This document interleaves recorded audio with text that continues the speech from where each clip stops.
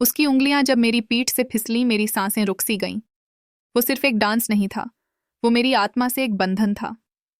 लेकिन कहीं ना कहीं किसी के अपने होने की ख्वाहिश दिल में दबी हुई थी। प्यार का इंतजार मुझे था, मगर शोर शराबे और भीड़ से दूर किसी ऐसे एहसास की तलाश थी जो नजरों से उतरकर रूह तक पहुंचे। ये कहानी शुरू होती है मेरी बहन की सगाई से।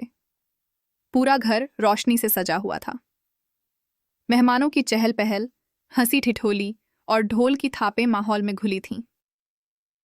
मैं गुलाबी सिल्क की साड़ी में थी, बाल खुले हुए थे और हल्का सा मेकअप। मैं खुद को देख भी नहीं पाई थी कि वो सामने आ गया। उसका नाम आरव था, मेरी बहन के मंगेतर का करीबी दोस्त। पहली बार देखा था, लेकिन ऐसा लगा जैसे कई जन्मों से जानती हूं। उसकी नजरों ने मुझे देखा, ना तेजी से न शर्म से, बस पूरे अधिकार से। जैसे ही डीजे पर धीमा गाना बजा, वो मेरे पास आया और बिना एक शब्द बोले हाथ बढ़ाया। नाचें? मैं हौले से मुस्कुराई और उसका हाथ थाम लिया।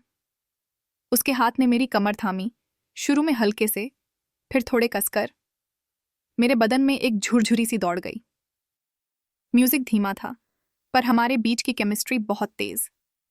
उसने मुझे अपने करीब किया, इतना करीब कि मेरी सांसें उसकी छाती से टकरा रही थीं। तुम बहुत खूबसूरत लग रही हो, उसने धीमे से कहा। मैंने जवाब नहीं दिया। मेरी आंखें ही सब कुछ कह रही थीं। उसके हाथ धीरे धीरे मेरी पीठ पर फिसल रहे थे, हर छुअन, हर हलचल जैसे कोई साज बजा रही हो। तुम कांप रही हो, उसकी आवाज मेरे कानों में गूंज गई। तुम्हारा पास रहना कुछ अजीब कर देता है मुझ में, मैंने रुकते हुए कहा। वो हंसा नहीं, बस और करीब आ गया। अब उसके होंठ मेरे गाल के पास थे, उसकी सांसें मेरी गर्दन से टकरा रही थीं। आयशा, अगर मैं तुम्हें अभी अपने सीने से लगा लूं, तो क्या तुम रुकोगी? मैंने उसकी आंखों में देखा। उन आंखों में वासना नहीं थी, सिर्फ एक जज्बाती खिंचाव था। हम धीरे धीरे हॉल से निकलकर टेरेस की तरफ बढ़े। रात की ठंडी हवा और नीचे से आती संगीत की हल्की गूंज, उसने मेरी पीठ की गांठों को हल्के से सहलाया। तुम्हें छूना नहीं चाहता, तुम्हें महसूस करना चाहता हूं।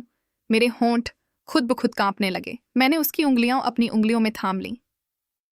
फिर उसने मुझे सीने से लगाया, एक लंबा, गर्म और बेहद सुकून भरा आलिंगन। हमने कुछ नहीं कहा, लेकिन हमारे जिस्म एक दूसरे को पड़ रहे थे। उस रात कुछ हुआ नहीं, लेकिन सब कुछ हो गया। वो सिर्फ डांस नहीं था, वो एक अलिखित वादा था जिसमें कोई शब्द नहीं था, बस बदन की भाषा थी। अंत में जब उसने मेरी कमर से हाथ हटाया, मैं पूरी तरह उसकी हो चुकी थी। बिना छुए उसने मुझे सबसे ज्यादा छुआ था। जब उसने